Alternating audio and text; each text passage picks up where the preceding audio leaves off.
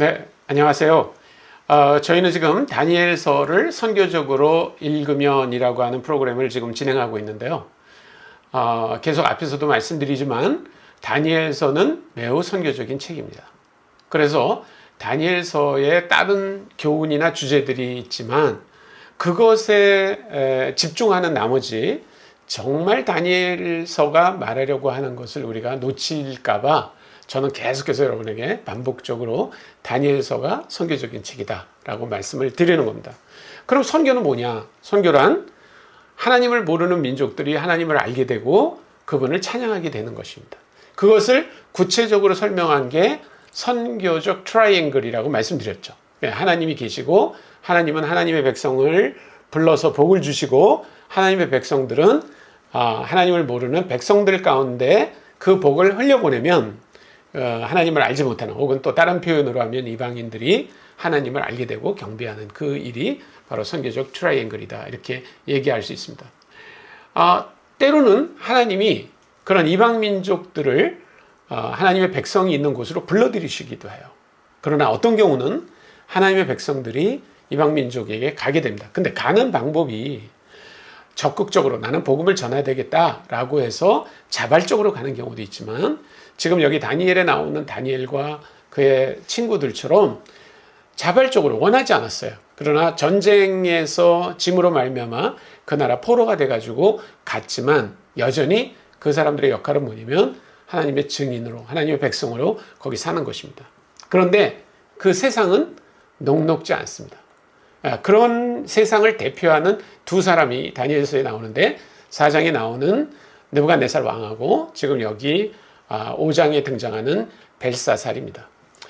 우리가 역사를 좀 볼 필요가 있는데 느부갓네살 왕이 있은 다음에 그 나보니두스라고 하는 장군이 이제 그 느부갓네살 왕들의 후손을 다 없애버립니다. 그리고 이제 왕이 돼요. 그래서 사실은 느부갓네살 왕 다음에는 나보니두스라고 하는 왕이 있어요. 그런데 이 나보니두스라고 하는 왕은 별로 그 정치에 관심이 없었어요. 그래서 멀리 다른 곳에 조용히 가서 살고 그 아들이 일종의 대리 왕 노릇을 하고 있었습니다. 그의 이름이 벨사살입니다.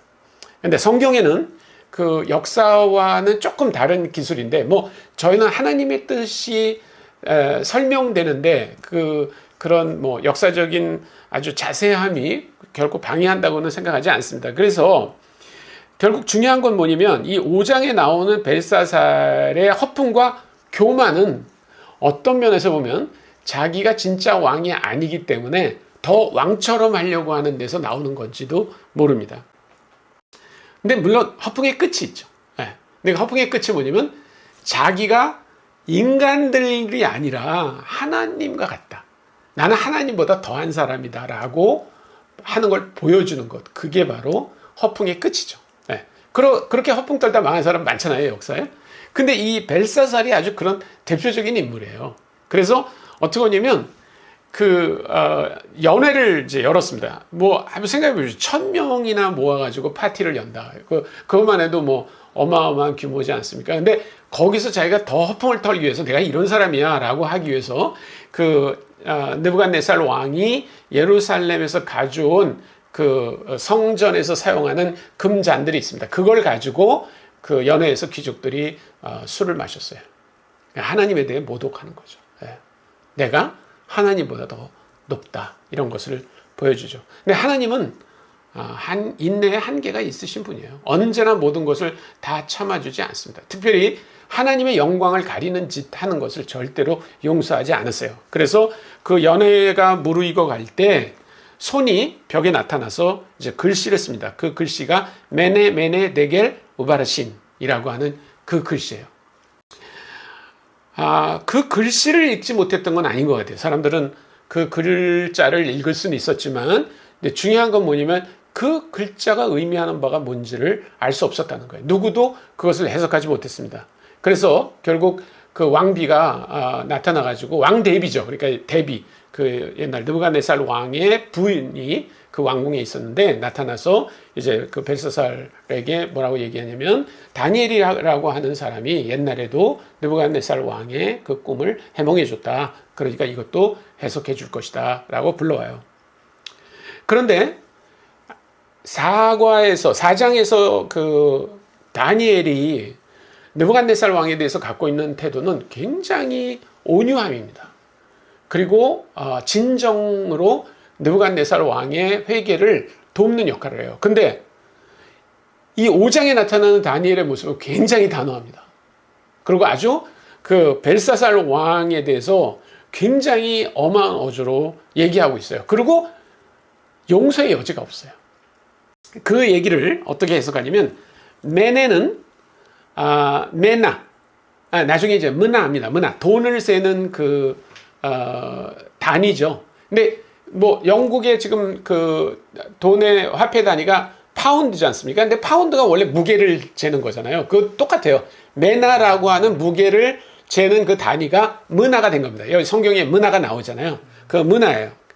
자, 메네. 그러니까 문화. 그 얘기는 뭐냐면 재봤다는 거예요. 재봤다. 무게를 재봤다. 데겔이란 말은 테칼이라고 하는 세겔하고 똑같은 말입니다. 사실은 그 어원이 같은 건데 무게를 재봤다는 거예요. 근데 우바르신이라고 하는 말은 그 바르신이라고 하는 말인데, 그 바르신의 어원은 페라스입니다. 페라스. 그거는 예를 들면 1달러짜리가 있는데 그 1달러짜리에 반반 되는 동전이 있어요. 그걸 영어로 하프라고 그러는데 그 하프. 그러니까 반반 되는 동전이 있습니다. 그러니까 한 문화인 줄 알고 세보고 테칼 재봤는데 결국 반이더라. 이런 얘기예요. 그건 뭐예요? 너는 깜이 아니다. 그런 말이에요. 그 왕에 대해서 아주 하나님이 단호하게 얘기했습니다. 너는 깜이 아니다. 그런 말입니다. 요즘 말로 우리가 표현한다 그러면. 그리고 실제로 그 일이 이루어졌습니다. 그날 밤에 바벨론 성은 아주 견고한 요새로 돼 있었고 그 밑에 물이 흐르고 있었어요. 그런데 그 페르시아라고 하는 아주 무시하던 작은 나라였는데 그 나라에서부터 그 키루스, 고레스라고 하는 사람이 이제 군대를 끌고 들어와서 그 물을 막습니다. 그래가지고 물이 흘러갈 곳에 군대가 움직일 수 있는 그런 통로가 만들어져요. 그래서 들어와가지고 완전히 바벨론이 이제 망하고 그 페르시아가 새로운 나라를 만드는 그런 놀라운 역사적인 사건이 그날 이루어지게 됩니다. 결국 5장이 말하려고 하는 건 뭐냐? 우리가 4장에서 그 느부갓네살 왕이 잘못했지만 그러나 회개하면 하나님이 다시 용서하신다고 하는 복음과는 또 다른 차원의 하나님의 복음에 대한 설명이 이 5장에 등장하게 됩니다.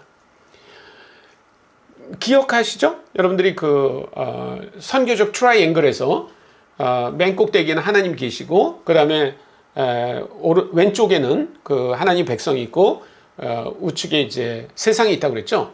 세상의 작동 원리가 뭔가 하는 거예요. 세상의 작동 원리는 결국 비교의식입니다. 비교의식. 높아지고 커지고 많아지고 강해지고 인간들은 창조할 때는 그렇게 돼 있지 않았지만 타락한 이후에 결국 그 작동 원리로 계속해서 세상을 살아가고 있는 거예요.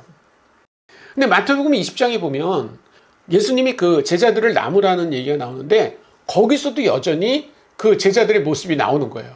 예수님은 지금 십자가에 돌아가실 걸 얘기하고 있는데 그들은 뒤에서 야 누가 더 크냐? 누가 예수님이 만약에 예루살렘에 가서 왕이 되면 우리는 누가 더 높은 자리를 차지할 거냐? 이거 가지고 얘기하는 거예요.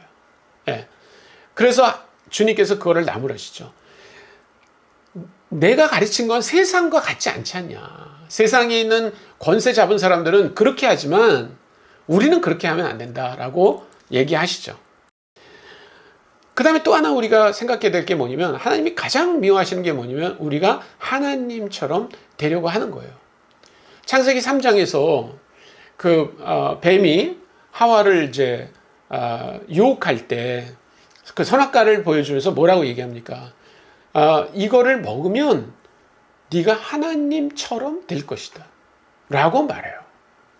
여러분, 하나님이 인간을 만들었을 때 뭐라고 얘기하셨어요? 너희가 다 먹어도 좋다. 그러나 그 중앙에 있는 실과 그건 먹으면 안 된다. 우리가 선악과라고 말한 그거 먹으면 안 된다라고 얘기했어요. 근데 선악과에 무슨 뭐 특별한 화학적인 그런 성분 때문에 그랬을까요? 저는 그렇게 생각하지 않습니다. 사실 인간이 처음 만들어졌을 때는요, 하나님과 능력 면에서 별로 다르지 않았어요. 두 가지 면에서. 첫째, 인간은 죽지 않게 만들어졌어요. 하나님처럼 우리는 죽지 않게 만들어졌어요. 그런데 하나님의 계명을 어겼기 때문에 우리 죽게 된 거예요. 두 번째, 아담을 보십시오. 아담이 얼마나 능력이 대단한지. 지금 아마 뭐 AI 같이 인공지능 같은 그런 아마 능력이 있었던 것 같아요. 아담은 그 동산에 있는 동물들의 이름을 다 지어줄 정도로 그런 대단한 능력을 갖고 있었습니다. 그렇기 때문에 하나님이 나는 창조주여 너가 피조물이라고 하는 한 가지 조건을 제시하셨어요. 그건 뭐냐면 내가 먹지 말라고 하는 그 명령을 지켜라 라고 하는 거예요. 그런데 그 과일을 따먹게 할 때 유혹한 내용이 뭡니까? 너는 하나님처럼 될 것이다 라고 하는 거예요. 그리고 그렇게 되려고 노력했죠. 그래서 결국 복음이라고 하는 걸 다시 설명하면 우리 안에 이미 타락함으로 말미암아 잘못된 시스템이 존재한다는 걸 인정하는 거예요. 그리고 예수 그리스도께 나아간다는 말은 뭐냐면 하나님이 우리에게 주시는 새로운 시스템으로 바뀌는 것입니다. 그 시스템을 바꾸는 게 쉬울까요? 그렇지 않습니다. 우리 안에 이미 태어날 때부터 내재된 그 시스템, 높아지려는 거, 커지려는 거, 유명해지려는 거, 많이 갖고 싶은 거, 강해지고 싶은 거, 이런 것들을 복음 안에서 녹여내려면 그것은 성령의 인도를 받기 전에는 불가능합니다. 그래서 결국 하나님이 우리에게 얘기하시려고 하는 것, 그 벨사살에게 얘기하시려고 했던 건 뭐냐면 I am God, you are not. 그거예요. 근데 계속해서 죄인들은 뭐라고 얘기합니까? 내가 하나님처럼 된다. 아니, 나는 하나님이야. 아니, 어떤 사람들은 교만해서 나는 하나님보다 더 위대해 라고 말하는데 하나님은 그것을 가장 미워하십니다.